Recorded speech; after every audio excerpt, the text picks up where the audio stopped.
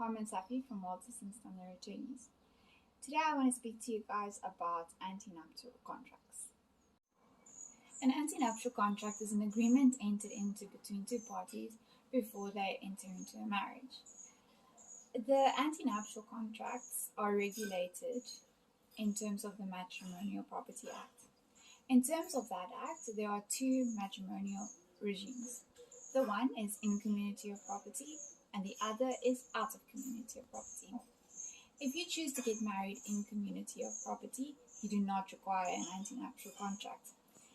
You are deemed to have entered into a marriage in community of property if you have no valid antenuptial contract. If you do want to be married out of community of property, you require an antenuptial contract. A marriage in community of property is one where the parties are 100% equal. You share 50% of your spouse's assets and 50% of your spouse's liabilities. This also means that if your spouse owes anyone money, that creditor could come knocking on your door to demand payment for the outstanding amount. You also require the consent of your spouse before you enter into any major contracts with any third party. If you choose to be married out of community of property, you need an antenuptial contract. For out of community of property, you have two options. You can either be married out of community of property with accrual or without accrual. If you choose to be married out of community of property and without accrual, it is the exact opposite of being married in community of property. What this basically means is that you do not share any assets or any liabilities with your spouse. What is yours, and what is theirs is theirs. What you have before your marriage is the same as what you would have had after the marriage. The other option is to be married with accrual. This is the more common option chosen because it's a hybrid between in community of property and out of community of property.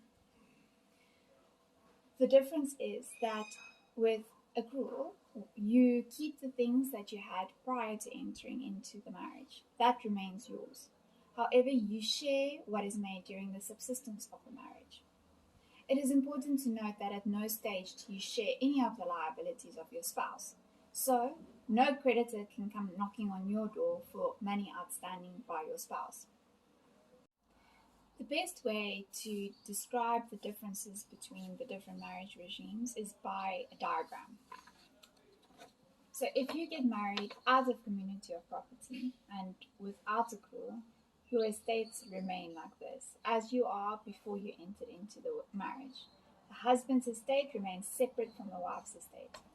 If you do not have an antenuptial contract and choose to be married in community of property, you and your spouse will have a joint estate, which would be shared 50-50 upon the dissolution of the estate.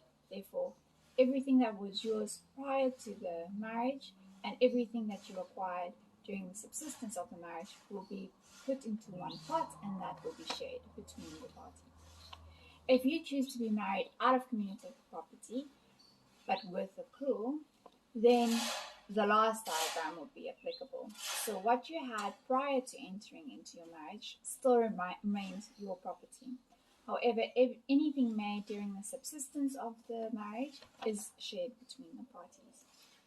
The advantages of marriage out of community of property, whether with or without accrual, is that your liabilities remain your own and that you will not be held responsible for any other party's liabilities. However, with a marriage in community of property, you might be held liable for your spouse's debt. An antenuptial contract must be signed by a notary public, and your antenuptial contract will be registered with the deeds office. It is important to sign your antenuptial contract before the day of your marriage, because if you do not enter into an agreement, the antenuptial contract prior to execution of your marriage, then you will be deemed to be married in community of property.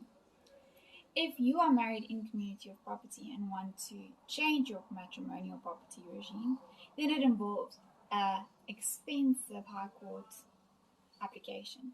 It is possible, but we would advise to try and prevent such an application and rather sign your agreement prior to entering into your marriage. Once you've signed the agreement, The attorney who's dealing with your matter, or the notary public, is responsible to file your antenuptial contract with the deeds office within 3 months of your conclusion of your marriage, and it has to be registered in that time frame. Once we, as the attorneys, receive your antenuptial contract, you have the choice of either keeping the original copy with you or leaving the original with your attorney for safekeeping. If you want to know anything more about antenuptial contracts or the different matrimonial property regimes, please contact our offices or visit our website. We will look forward to seeing you there. Thank you.